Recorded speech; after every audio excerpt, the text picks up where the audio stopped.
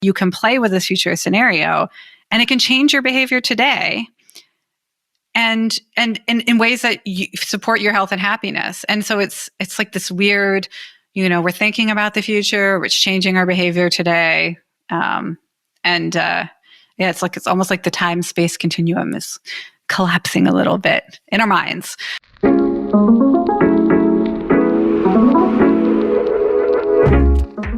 Hello, and welcome to the Psychology Podcast. Today we welcome Jane McGonigal. Jane is a world-renowned game designer who challenges players to tackle real-world problems such as poverty, depression, and climate change through collaboration.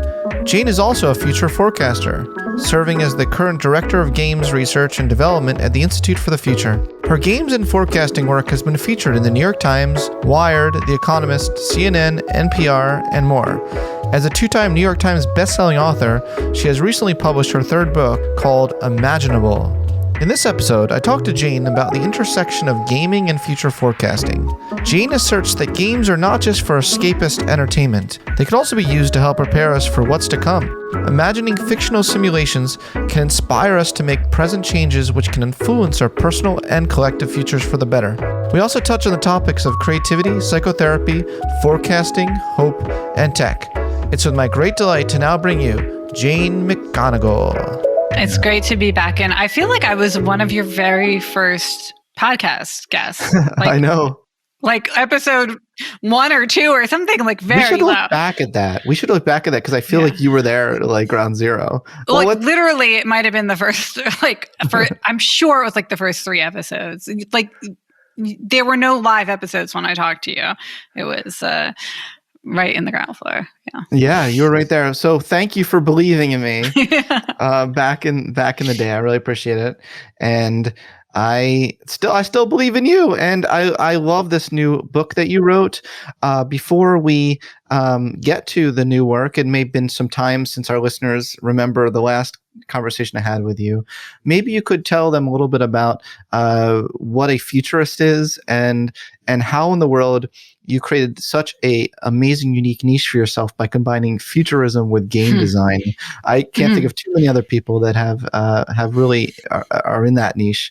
If you find someone else in that niche, introduce them to me. Yeah. It's I just love that. That's all. I'm all about creativity, and I love self-actualizing, unique creative potentials like you've done. So yeah, if you could just we step back a moment, just tell people a little about those two things. Yeah, sure. I mean, I guess my career as a futurist began before I knew what a futurist was. Scott, I'm sure you know the saying from Alan Kay, the computer scientist, the best way to predict the future is to invent it.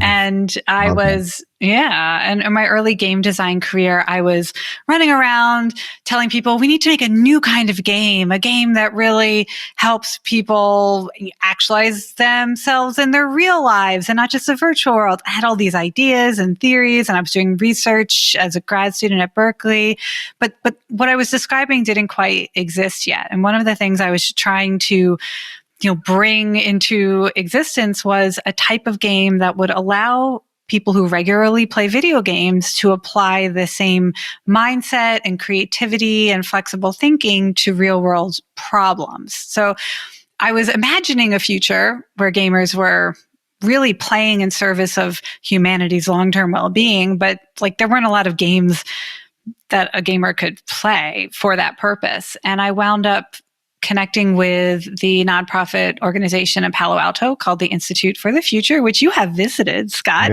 in person. They're great people.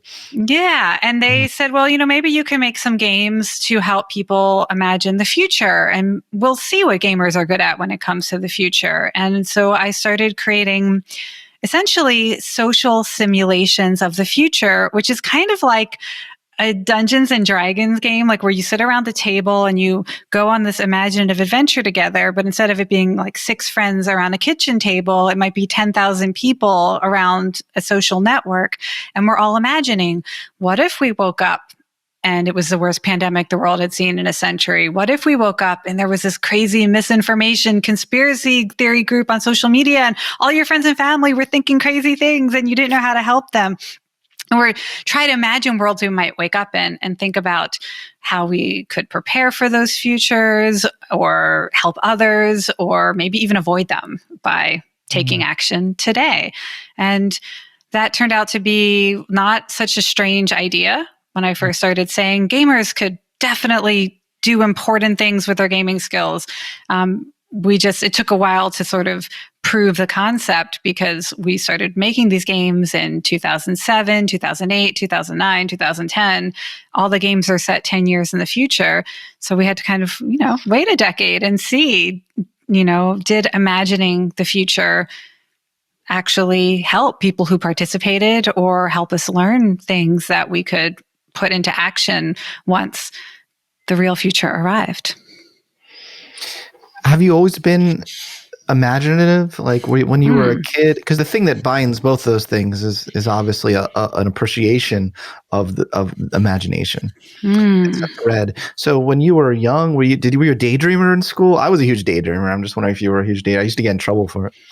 I mean, I did not get in trouble for daydreaming, but I was always inventing games and immersive worlds on the playground. So I would be, okay, here's the situation. I grew up in the 80s, so we were always imagining nuclear war, which we stopped imagining for a few decades, and now suddenly we're imagining it again. But we'd say, okay, imagine, it's a nuclear war and we all have to hide, and on the playground we'd be making a bunker. I mean, I was always trying to design imaginative experiences for us to sort of play in, I guess you would say. I mean, some of them were fun ones, but there was a lot of, now that you mention it, I love this. This is like a therapy session for me. There was always like I tend to do that.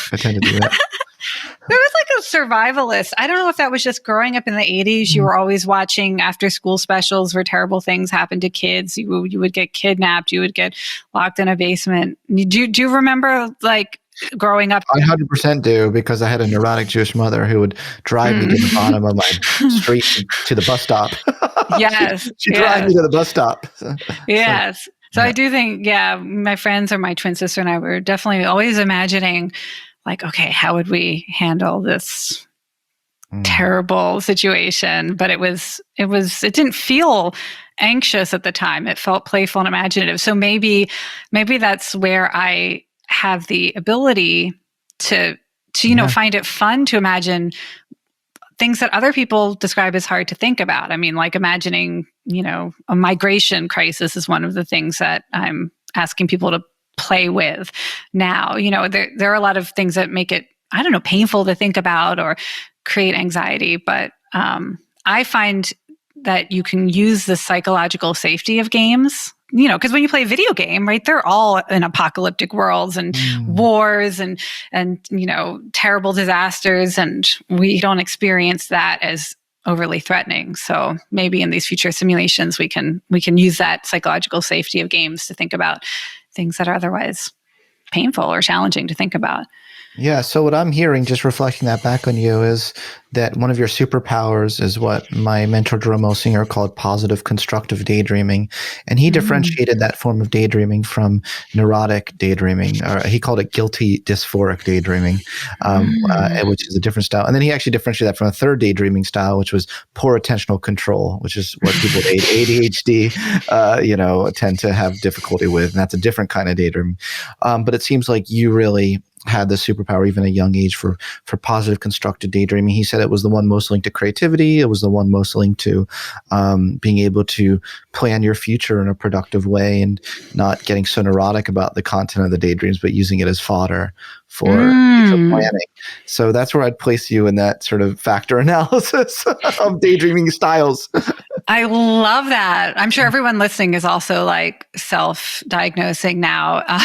It's funny. I mean, one of the things that has been weird about becoming a futurist is sort of sneaking up sideways on some psychological literature that's not in the field of future studies or futures thinking, which is very much, in some ways, there's a lot of content to it. You're imagining a world in which everybody gets universal basic income, or a world in which cars are banned in cities. Like, you're trying to imagine specific futures. But in the psychology field, there is, a burgeoning interest in the use of the future for positive mental health, right? Our ability to be motivated by the future, or if we can envision the future with more specificity, it can help either control anxiety. If we control our imagination, we can choose what to imagine instead of the constant cycle of negative scenarios we get stuck on, or with depression, trying to make it more specific, because I think in depression, people suffer from a vague imagination, which can affect their ability to plan and motivate themselves. So it's interesting. I'm not a psychologist, but when I imagine the future, I do imagine a convergence of these fields a little bit more than there has been, where psychologists could work with futurists. Futurists can give you the content for the imagination, and psychologists can help design what types of habits or community rituals, of imagining the future could help us just improve our well-being, and not just at an individual level, but at a community level, right? A demographic level. Well, Jane, didn't you write a report for the Imagination Institute? Yes. I thought you did a terrific job with it. So I want to give you credit. Thanks. There. And what do you think, Scott? Yeah. There are a lot of researchers researching, I think, like general futurist thinking practices where we imagine ourselves 10 years from today. But I feel like we need to bring some futurists into the room so we can make it a little more concrete. Imagine yourself 10 years from today, and you have a neurosensing device that allows you to participate in a social network where you just broadcast your emotions or your thoughts unfiltered, not even typing anymore, but just, we can put actual scenarios in there. Look, I love it. I love the idea of adapting the work you've done for use in clinical psychology settings. I think that's what you're getting at. And there's such amazing potential there that has been completely unrealized. But this relates so much to my mentor, Jerome Singer's work. I would love to get a copy of a book in your hands. The book is, real quick, if I can find it quickly on my bookshelf, but it's called Imagery and Psychotherapy. He developed a whole form of psychotherapy that is just not used much today, which uses dreaming and imagery and imagination of the future specifically to help people with mental disorders.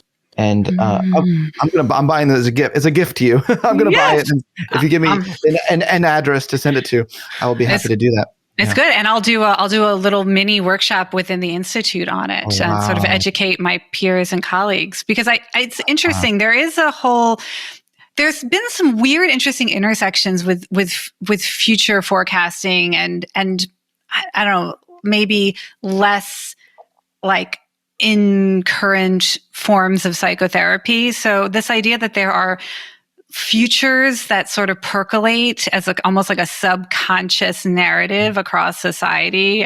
There was a researcher by the name of Pollock who said that, the stories we tell about society's futures, if they're utopian, it usually suggests that society is flourishing. And if we tell dystopian stories, we're on a downward trajectory. But there was a sense that almost in this kind of Jungian, deep subconscious, that we all have a sense of the future that's coming that manifests in our stories and narratives. And, there has never been any sort of fact checking, longitudinal studies of that theory. It's just sort of an interesting theory. But I think there's long been in future forecasting, even going back to one of the founders of the field, Alvin Toffler, his book Future Shock was about almost the trauma of having to move into the future when the future feels very disruptive or very changed. And, he had the sense that if technology changes too fast, or social norms change too fast, or laws change too fast, the economy changes, we get frozen, we get anxious, we have a sense of powerlessness. So I guess in the way, futures and feelings are very much bound up. Linked. Yeah. Once it hijacks your amygdala, it's like Forget about it. you're going down a dark path there. Once it hijacks your amygdala, forget about it. That's like a pull quote. If there's like a teaser for this episode, once it hijacks your amygdala, forget about it. I wrote it is so true. I wrote an article about like the myth of the neurotic genius. Because there's this idea that like genius imagination comes from a sort of crazy neurotic brain. And I actually showed the neuroscience of that. And I was like, actually, it's not true. That's not true. Really good imagination is not one that's hijacked by the amygdala. So anyway, I'll send you that article. I think maybe that's a case of like people who are suffering are often moved to make art. And so it's like the art becomes a coping mechanism rather than you need it to create. You don't need suffering to create it, but if you are suffering, you may be very much moved to like meaning making and sense making.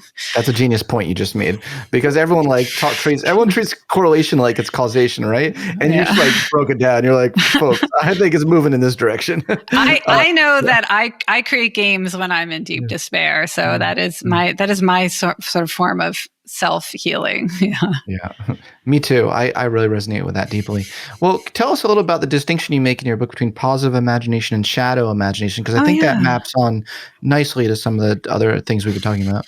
Yeah. Well, when we consider what a future might be like at the Institute, we do try to consider both the benefits of this future, reasons to be excited about it, problems we might solve in this future, but also to balance that with, well, are there maybe some unintended consequences, some risks, some harms, but vice versa also. When we're imagining a future global risk or threat, like climate change or pandemics, we can also try to imagine, well, what might improve in society as we come together to solve these problems, or what new technologies or social movements might come into being that would ultimately lead us to a better future. And I think what we find is most people tend to have a sort of natural bias towards one or the other. Like if you give me any scenario, I can just tell you, Scott, like I can think of 100 things that we could do to help or have long-term benefit. Like I just naturally go in that direction of looking for positive action to take.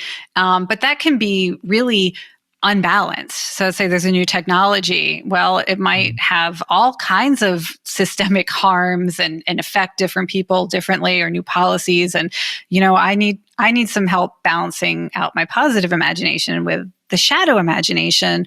And so when I play with scenarios, I try to bring lots of people together who can represent their own values and their fears and their worries and their interests and their communities. And we can kind of think about, well, it sounds like a great policy, but if this group's not included, then it's actually going to exacerbate economic inequality. And if it's just for ordinary people, I find that it's like a good practice, like to if you feel really excited about something, can you balance it out with increasing your awareness of potential risks? But that's really all part of a bigger mindset that I call urgent optimism, which like positive and shadow imagination, it's in service of feeling this urgent optimism that there are problems to be solved, changes we need to make, and that there are new ideas and policies and technologies and social movements that can help us make that change or address that risk. So we're not frozen. We're not stuck in old ways of doing things. And I'm trying to fuel people's fire for the future by helping them not feel so much, anxiety or powerlessness. I love that.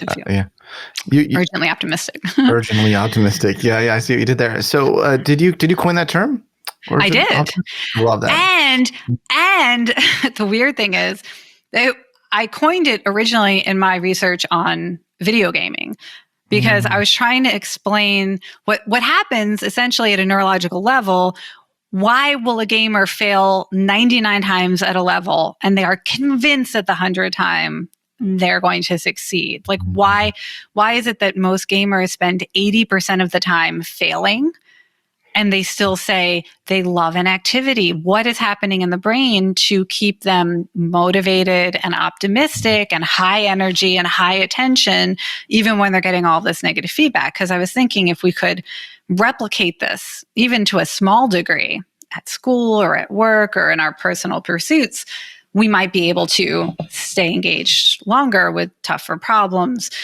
So I first noticed it in gamers. And, I think we probably talked about that on the first episode that we did together, that constant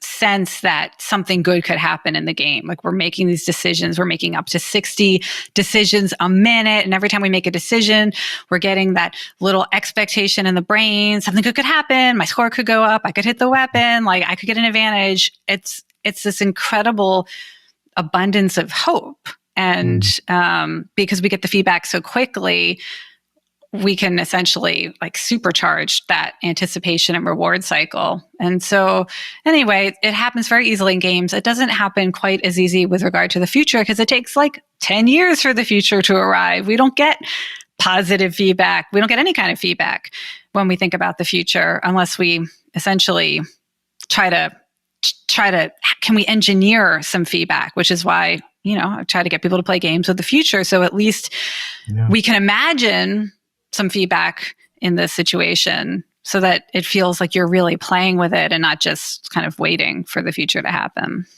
Oh, wow. I just came up with a title for this episode. Playing Games with the Future. I like it.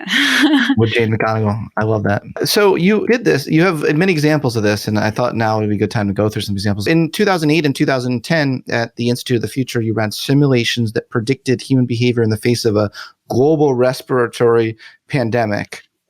Now, that's incredible, right? You simulate this precise detail from social distancing to masking to wildfires and even the spread of disinformation, conspiracy theories, and the unbridgeable political divide. So in a sense, what you're saying is you called it.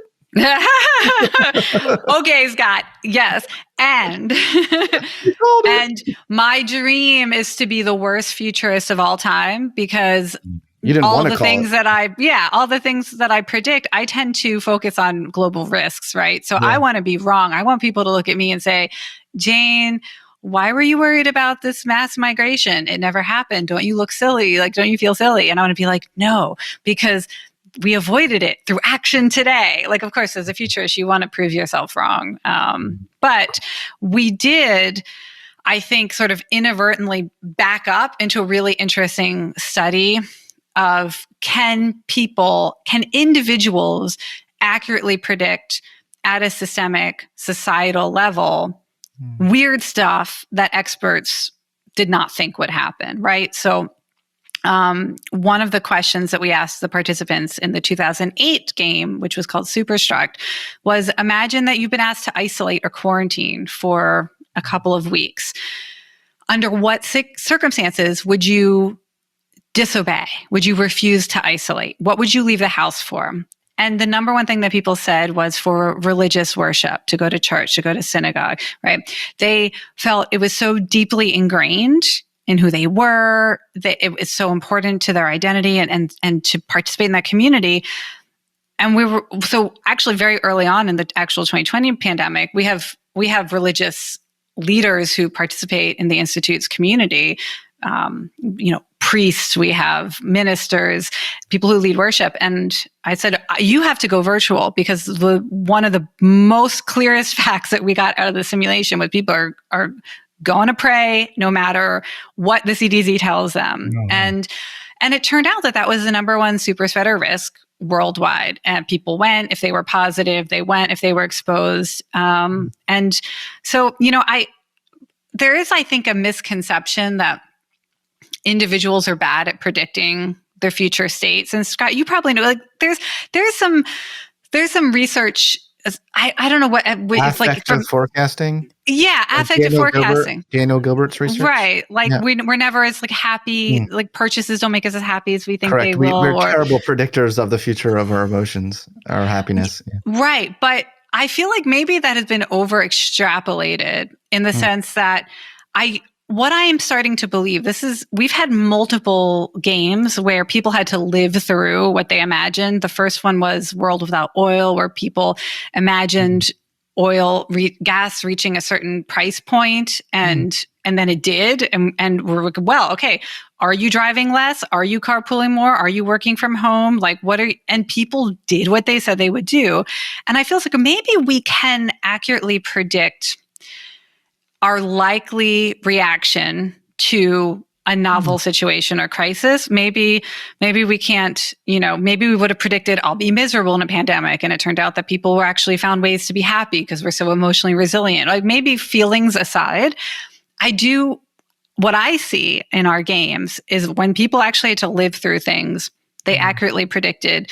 We had people practice wearing masks in the 2008 game, because we're like, well, what do it'll be an important skill in a pandemic. Let's try it out. But what we saw was, in terms of the novelty of the physical discomfort that people were reporting, the social awkwardness. Another thing that we said at the beginning of the real pandemic is, like, this is, even though it sounds like a small and rational action to take, there's going to be problems. So people are not going to want to follow this simple advice. It's going to get complicated. And so, yeah. So I think, I'm excited about trying to revisit this idea about, like, can we predict our own futures? Because I think there is, on one level, it is absolutely true that we are experts on our own futures in terms of understanding our values, our needs, what we would likely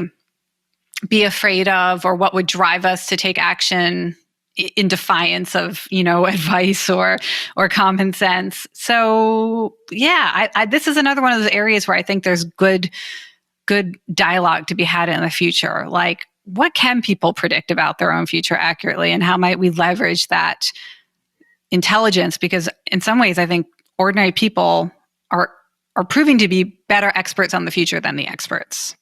Well, this is really interesting what you're saying. It kind of contradicts some of the psychology evidence to a certain degree, and in a good way. I'm glad that you're contradicting the psychology evidence, because some of it's pessimistic, showing that people are really well, I don't know if it's pessimistic, but here's the finding. People predict that under catastrophes like that, they say, well, if I in both hedonic directions. So if they say, if I win the lottery, I'll be this happy, so happy, and they're usually not as happy eventually after like a day than what they predict. And then it happens in the other direction as well, where people will say, well, if I lost all my arms and legs, I would be this unhappy, But then they look to see people who don't have arms and legs, just how, sad it is for them, and et cetera. People who in the past have, people get in car accidents, things like that, and they adapt too.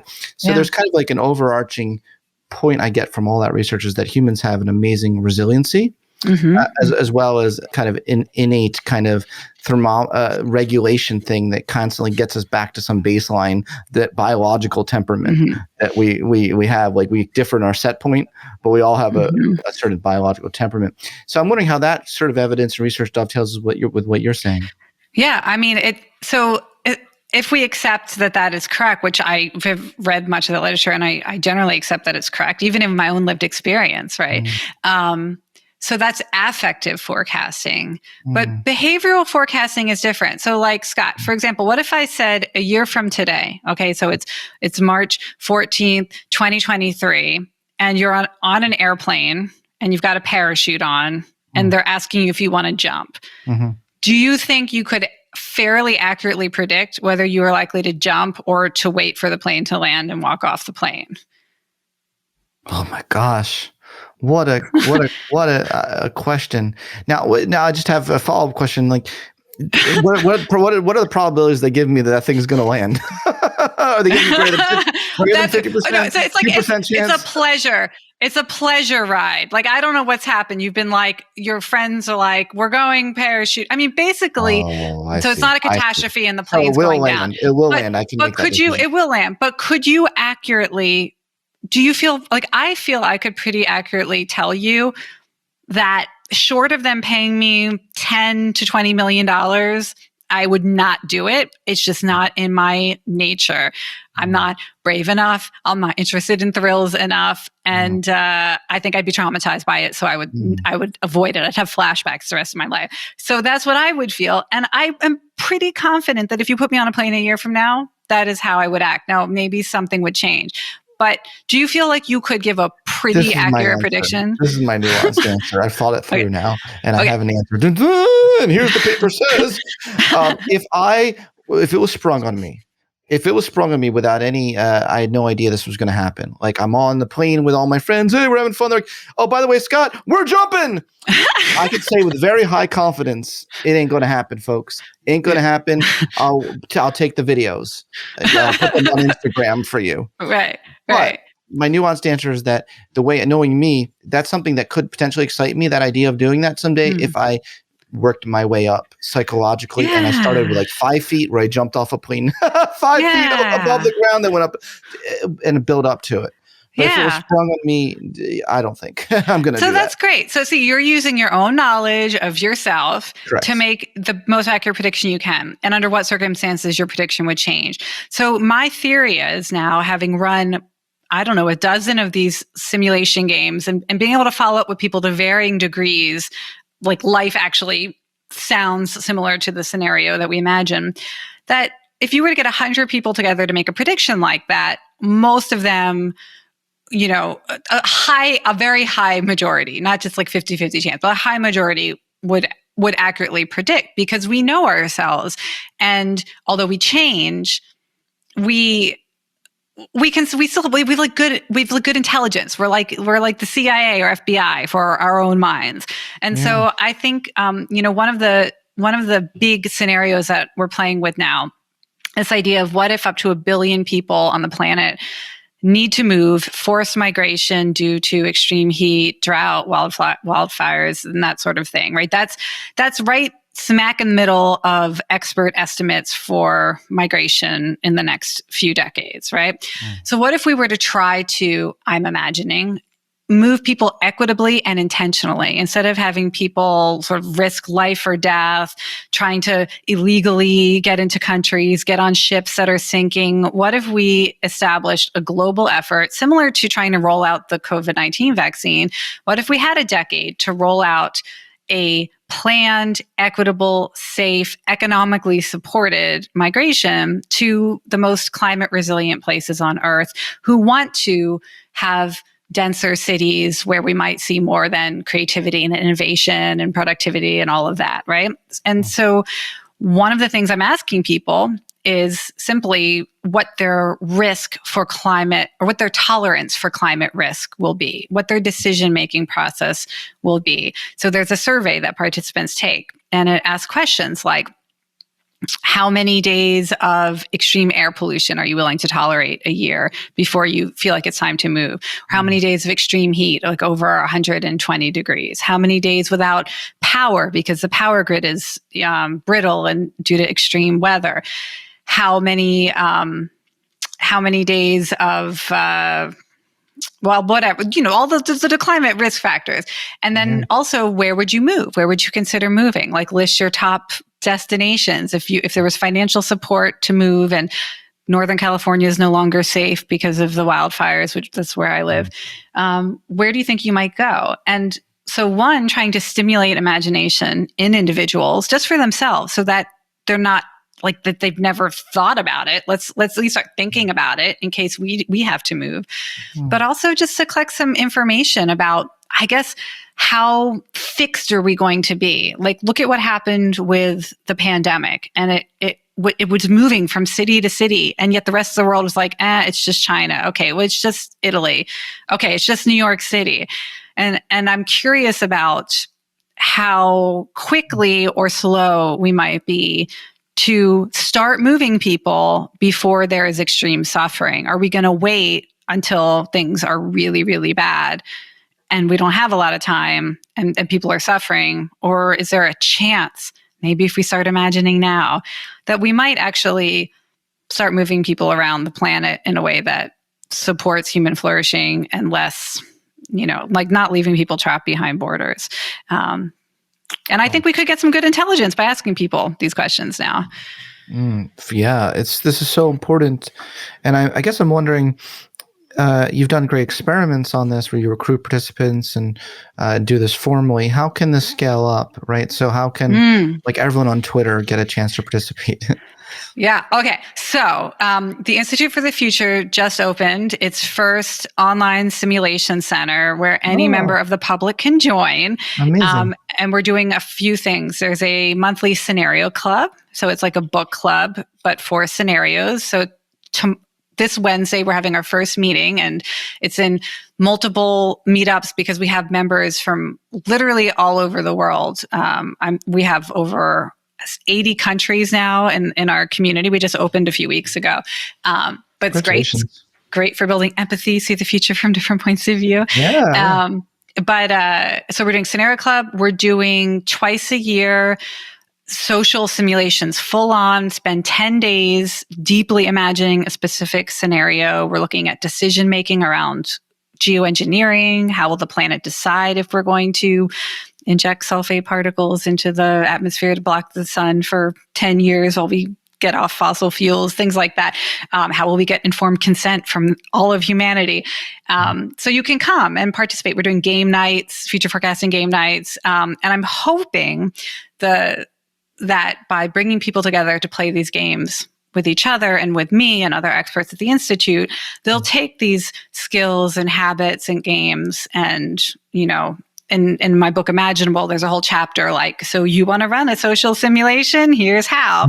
And, walks you step by step through the creative process. Because I don't think it's going to be a case where we have, 200 million people playing the same simulation, as much as I would like, them to be as popular as, Fortnite or Minecraft. I think more likely this will be a skill that lots of people have and can create their own simulations and their own scenarios to examine different futures, whether it's inside a company to imagine like long-term implications of a new product or service they're building, or within a city, a township, a school.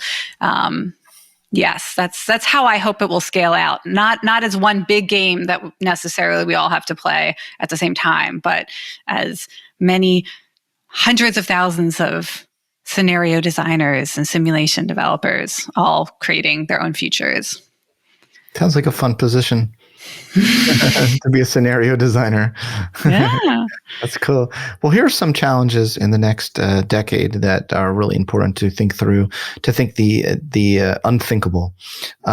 Human migration issues due to climate change. I looked into that more after reading about that in your book, and I was like, holy cow, we're really not prepared. There are people who just don't even want people to migrate into America. And it's like, okay, can we think a little more broadly about this? Because there might become a day where, to no fault of anyone, they can't even live where they are anymore. And that could be you, not you, Jane, but I'm saying the people who are saying no migration, to say, well, look, this could be you.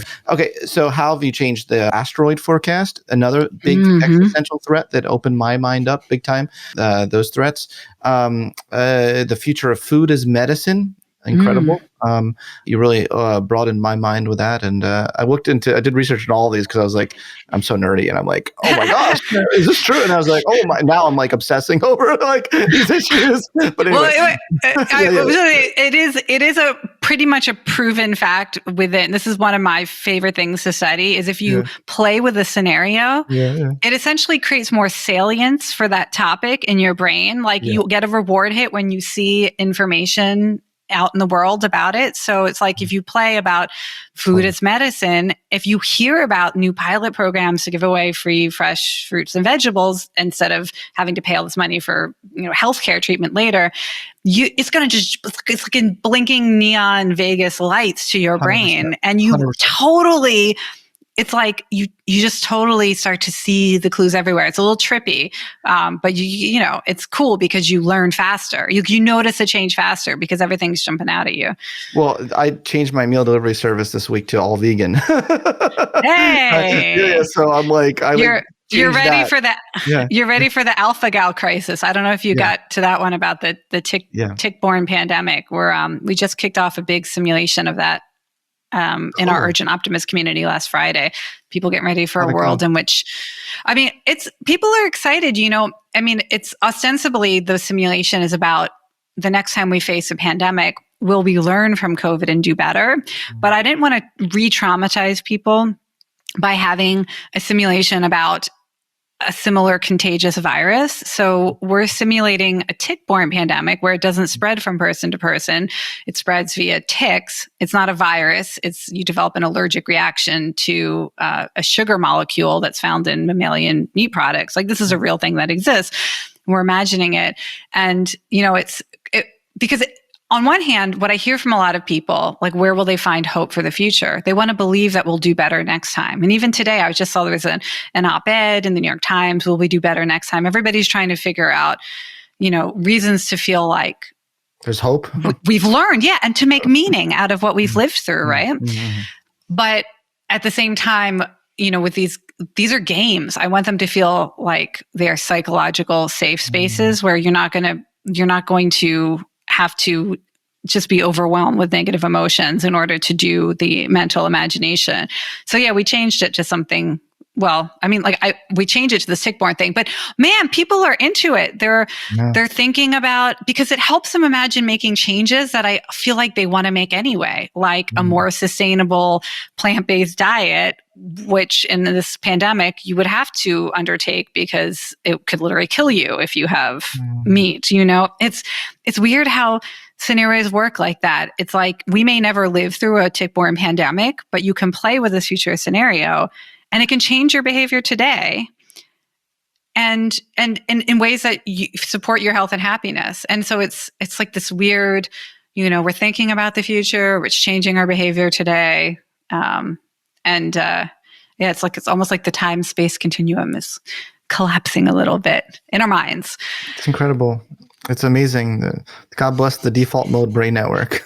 Yes. Thank you for teaching me about that. Thank you, because it's all of future imagination. High five. Can we do that on this platform? Yeah. I'm imagining the sound of the slap. That's where the future imagination is, because you can't get that information from the reality that's around you, right? There are no facts about the future. It has to come from your own creativity. Inner stream of consciousness. Mm-hmm. Yeah. And then another big challenge that I had been aware of before, but you reminded me just how things can go wrong here. The peril and promise of facial recognition technology. Mm-hmm. Oh boy. That could lead to some really, not just bias. Bias is good, but discrimination, which is not good.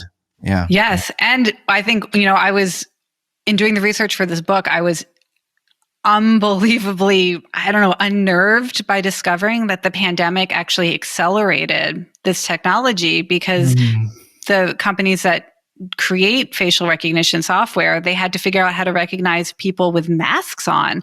And they did it. All of the leading facial recognition companies, now they only need to see this little tiny sliver of your eyes. And so suddenly the technology is leapfrogging, and I'm asking people to imagine a world in which it's not just the government or police. It's on our apps. It's in dating apps. It's in our social media sites. And I always say, Scott, I'm like obsessed with trying to help people find ways not just to imagine the future, but to feel like more prepared for it. And one of the things I'm like, if people get facial recognition, what should I do? You can go to YouTube and you can look for a video tutorial on how to apply adversarial makeup. So you can apply makeup that confuses the algorithms. And, it's going to be like a dance, because the algorithms, I'm sure, will get better, and then we'll have new makeup techniques. What would I look like with this makeup on me? You would look like you were from the 80s, because there's a lot of geometric, like geometric shapes. Like you have like a big triangle over one eye, like in purple, and I'm kind of digging this. I've been inspired by Andy Warhol lately to kind of change my look. So maybe that would be the direction. I've been trying to think of what direction to go in, but maybe that could work. Okay, Scott, I love that for you. I love that life choice for you, because then you would become a walking signal of change. Yeah. Like it's literally amazing. You're from the future. People be like, Scott, what are you doing? And you're like, let me tell you about facial recognition and where it's going. Yeah, totally. 100%. Yes. And it would also make me, I've been learning some improv techniques from Second City. So yes. And it also would signal like rebelliousness, which is cool. It's cool. It's cool. Like, yes, it's true. Like Andy Warhol was cool, right? He's like, I don't care about anything, right? I did make me be like, no, I'm like standing up against the system. It's trying to steal my information. It's very punk rock to wear adversarial makeup. It's true. Maybe that's why I like it. It's like my midlife crisis. I need to be like rage against the machine again with my facial. But then I'll tell you, Scott, on the other hand, so I have people imagine the scenario that we use to imagine how facial recognition might affect us is I have you imagine that you're out in public somewhere and you pick a place, because we always try to make it as specific as possible because it really works better when it's not just vague facts, but like a real movie playing in your mind. So I say, pick a street in the city you live, or pick a restaurant or a store. You're someplace specific, and you notice somebody picking up their phone and there's this gesture in the future. It's just this like click, whoop, and then down.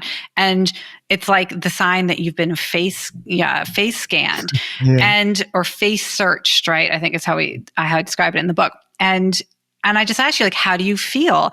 And does your feeling change depending on who's face searching you? What if it's like a really attractive person? What if it's a kid? What if it's somebody in a uniform?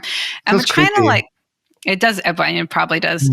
It probably does feel creepy. I ask people can you imagine a situation in which you would be happy to be face searched? Because we have to figure out, why is this technology even going to be adopted in the first place? I mean, there must be benefits, there must be conveniences, there must be social opportunities attached to it. And so I think what's really going to blindside us is if we think a technology sounds so dystopian, we just can't even believe it would ever be adopted. Like, I think a lot of people feel that way about facial recognition. They are so convinced that it is just, big brother, dystopian. It will definitely be regulated. It will definitely not be pervasive. Normal people will not be into this. I think we could use a little help imagining why ordinary people might be into it, so that we're not so shocked and unprepared to make good decisions. Like, we made terrible decisions about social media, I would say, as a society, like how we would use it and what we'd use it for and how we would regulate it. So maybe if we, and literally because people thought it was a joke, we were like, oh, you're tweeting about what you ate for breakfast. What's that? A picture of your, shoes? Who's getting, like, it was dismissed as so, patently stupid that nobody's going to use it. It's not going to be important, So we miss the opportunity to shape the future when we're dismissive. So it's this, as you said earlier, it's the balance of positive and shadow imagination. We need a little more positive imagination so that we might anticipate what would lead people to embrace facial recognition. Yeah, I love this. And what I also love about a lot of what you're doing is you are applying some science, some systematicity. Is that a word to it? I don't know. Is that a word? That is a word, right? Systematicity. So can you tell our listeners a little bit about the scoring methods that researchers use in scientific studies to document the benefits of futurist thinking? Well, there's lots of different ways to measure. There's ways to measure skill at future imagination, and there's ways to, what should we start with skill at future imagination, or should we start with like, let's start with, how do you quantify that? Yeah. They're learning it. Yeah. So one is the vividness. So you can literally, you ask people to speak out loud, or you can measure by taking somebody's story that they tell. So I could say, Scott, picture yourself walking on the beach 10 years from today. Just describe it. Take a few moments to write it down or just speak it out loud. And then you just count up the number of details, right? So is there sounds, sights, smells, emotions? Did you describe who you were with? Is it a specific person, or is it vague, a friend? Did you describe what you were wearing? Were there colors involved, textures? So the more details, the higher the specificity score. And this is something that I work with people all the time to increase the specificity of their imagination, because one of the reasons that we do future imagination is to overcome normalcy bias, so that the more specific your imagination, the more plausible you rate a possible future.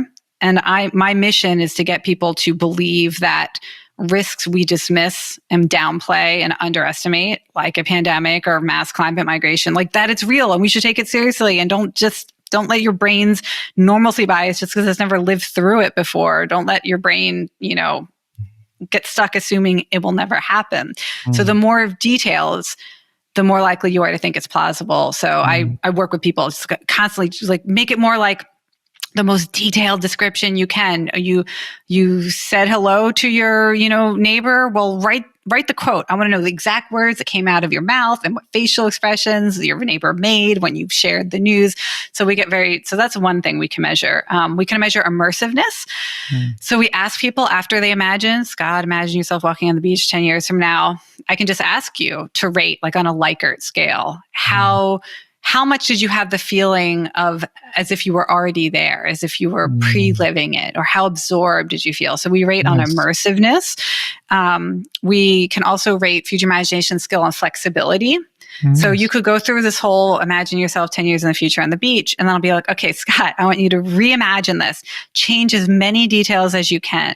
Change your physical, reality. If you were totally, exactly, your body was exactly how it is today, I want you to change. What's different about your body 10 years from now? How does it feel to be walking on the beach differently?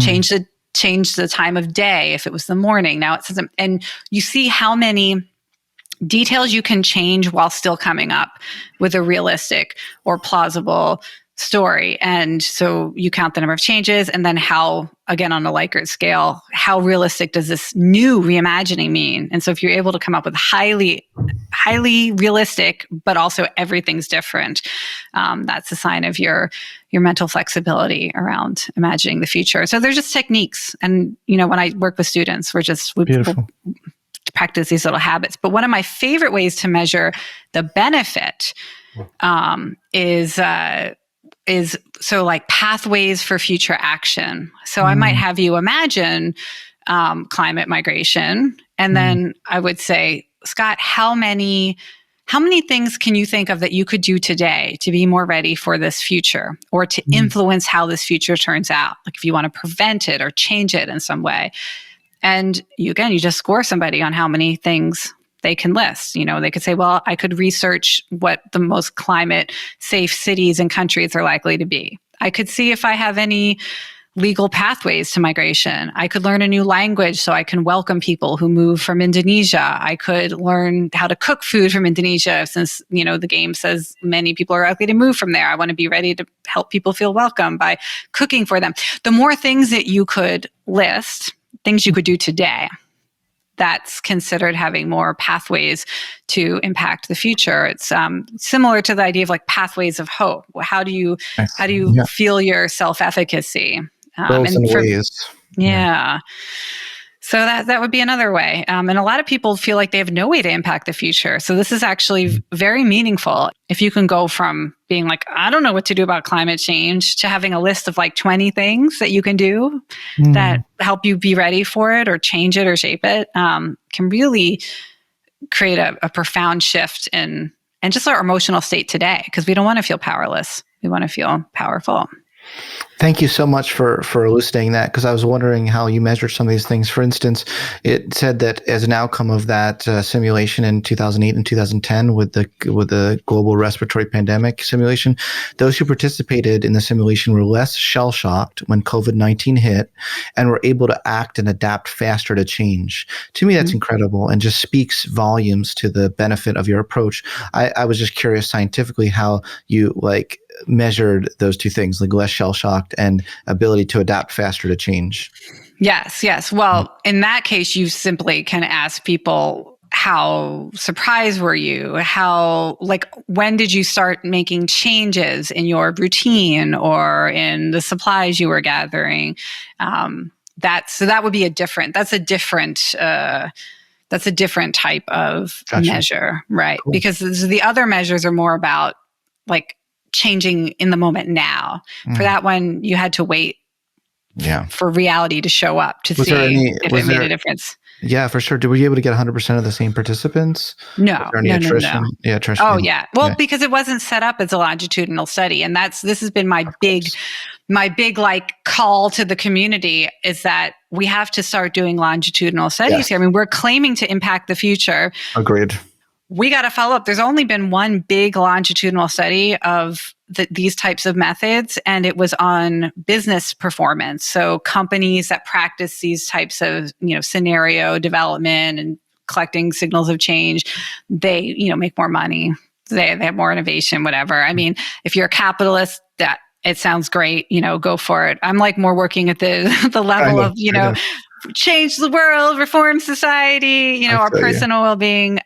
So no, it was very scattershot. I would say I wouldn't take my experience with Superstruct or Evoke in terms of how it impacted our experience with Future to be, it's not anecdotal, but it's very qualitative. And I really want there to be more and better evidence about this in the future. The one randomized control trial that was conducted on the second game, Evoke, the World Bank did an impact evaluation where they had some players play this game and imagine helping with a future scenario in which it was also about forced displacement due to violent conflict. So similar to what we're seeing in Ukraine. Oh, wow, right now. They were imagining that in Colombia, and what they would do to help. How would they use their skills and abilities to help themselves, their family, or others in their community?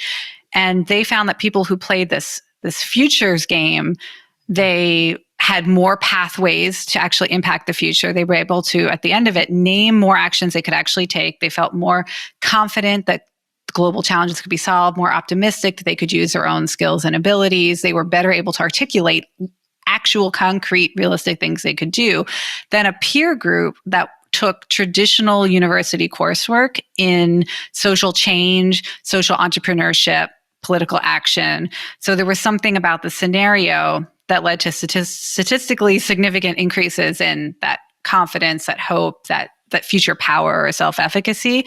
But again, nobody has followed up. That study was, 5 or 6 years ago. If they ever have to live through it, does it actually impact them? To be honest, I don't know of anybody who would be set up for that now.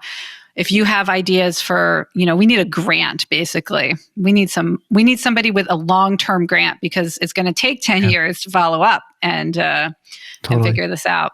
It's a lot of things. It takes that, but it also takes having the real foresight and imagination to be able to have some certainty that in 10 years, this thing will happen. Right. Because imagine the grant money and everything, and in 10 years, there's no one to follow up with, right? You're like, oh shit, that didn't happen. Yeah. Anyway. Right. It's being a little cheeky, but also true. No, it's true. It's hard. And this is something I've struggled with my whole career. It's like, you want to create a body of scientific evidence to support these ideas. But it's hard to do. It's hard to do really rigorous studies of such uncertain domains. And like you said, if we don't know if we're ever going to live through it, how do we design? The only thing we can really measure is how people feel today. And so that's where most of the research that I've seen is this thinking about the future make us feel better today. And at least there's something there. We can confidently say. Something good. Yeah. Something good. Yeah. You're doing really great work. Hopefully we get enough, you can get enough funding someday to buy a crystal ball. I hear they're expensive. that was a corny joke. Okay. A Swarovski crystal ball. Yeah. I hear those things are in the millions. So probably. Yeah. So I want to end on this quote. You've been really generous with your time. I want to end here with your quote that says, imagine doing something incredibly new and exciting for the next 10 years of your life. I want you to be able to imagine yourself doing and creating amazing things that would have been unthinkable and unimaginable before you had the future's thinking tools to inspire you. So I want to end on that note and encourage our listeners to do that. Energize their lives, give them hope by thinking the unimaginable in their lives in a positive direction. Thank you, Jane. The work you're doing, even though it's not longitudinal, is still amazing and awesome. And you're so unique in this space. So thanks for chatting with me today on the Psychology Podcast. Thank you, Scott. Thanks for listening to this episode of the Psychology Podcast. If you'd like to react in some way to something you heard, I encourage you to join in the discussion at thepsychologypodcast.com or on our YouTube page, The Psychology Podcast. We also put up some videos of some episodes on our YouTube page as well, so you'll want to check that out. Thanks for being such a great supporter of the show, and tune in next time for more on the mind, brain, behavior, and creativity.